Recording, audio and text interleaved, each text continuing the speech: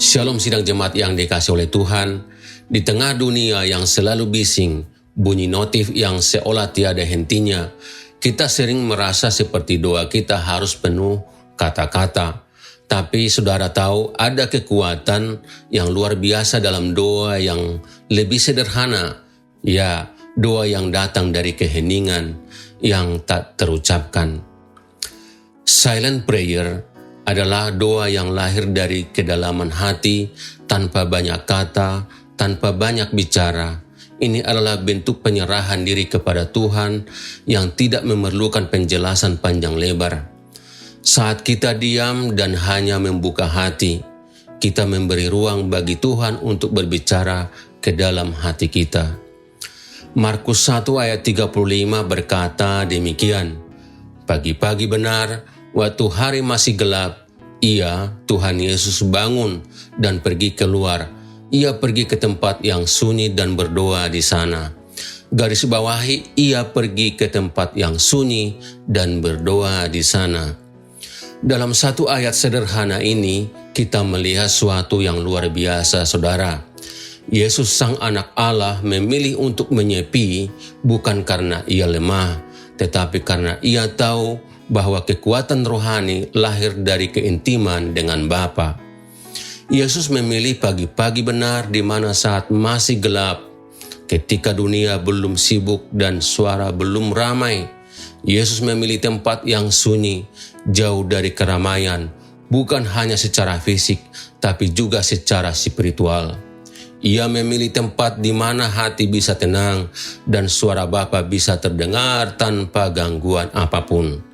Ia berdoa di sana bukan dengan keramaian atau formalitas, tapi dalam kedalaman relasi yang hening. Ini adalah contoh sempurna dari silent prayer, doa dalam kesunyian, doa yang tidak selalu butuh kata-kata, tapi penuh makna, saudara. Dalam silent prayer, kita belajar untuk hadir bukan hanya bicara.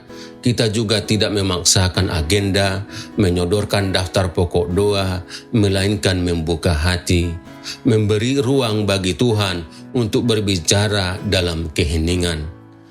Yesus tidak hanya memberi kita ajaran tentang doa, Ia memberi kita teladan yang baik bahwa dalam kesunyian kita menemukan kekuatan.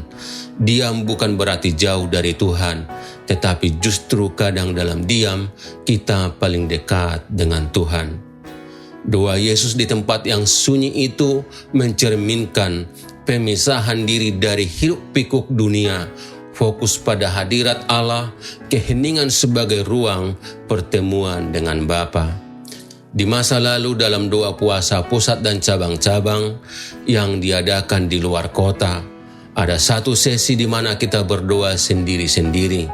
Tidak ada yang bicara, ini berarti disebut puasa bicara. Ada yang berdoa di kamar tanpa ada suara-suara, situasinya hening. Ada yang berdoa di taman sendirian, ada yang berdoa di gazebo. Ya, saudara, ini digagas oleh almarhum Pendeta Stefanus Wirawan. Ini juga merupakan contoh silent prayer. Bapak, Ibu, Saudara sekalian, di masa sekarang yang selalu bising, kita perlu berdoa dalam keheningan. Tidak ada suara yang mengganggu, juga tanpa banyak kata-kata, sebagaimana Tuhan Yesus memberikan kita teladan tentang silent prayer.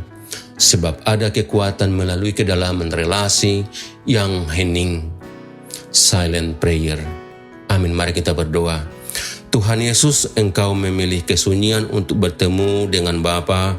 Ajari kami untuk mencintai doa dalam kesunyian, agar kami dapat mengenal-Mu lebih dalam lagi.